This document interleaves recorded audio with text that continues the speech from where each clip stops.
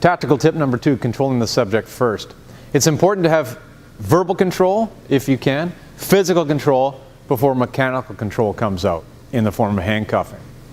Verbal control could be something like this. Identification of yourself. Sir, it's the police, you're under arrest. Do as you're told. Don't move. Turn away from me now. Keep your hands behind your back. And sir, just separate your feet a little wider for me, please. Good. Don't move.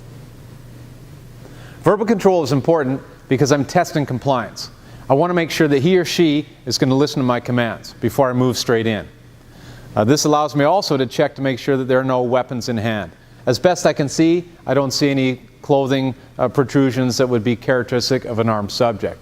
I have him separate his feet just a little bit to maintain his imbalance while I move in. The next step would be to physically control someone before applying the handcuffs, which we will call mechanical control.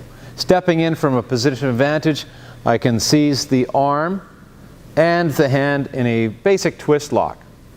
This position allows me to disengage if I need to by pushing away, or to maybe, if there is resistance, take the subject down with a twist lock, turning takedown, or some other way to destabilize him or her, get them on the ground prone. This position also allows me now to have a control lock without applying too much pain, so as not to precipitate some aggression.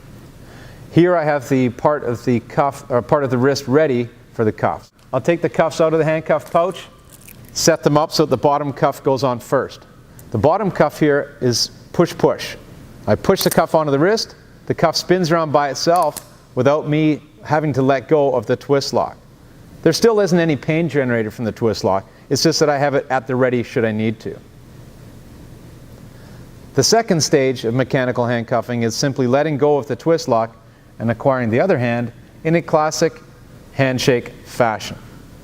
The cuff, as you can see, is then ready to be pushed onto the wrist, and that force of pushing spins the single teeth and strand around the single ratchet into the properly prescribed fashion of handcuffing. The cuffs are facing back to back, and the subject is now mechanically restrained.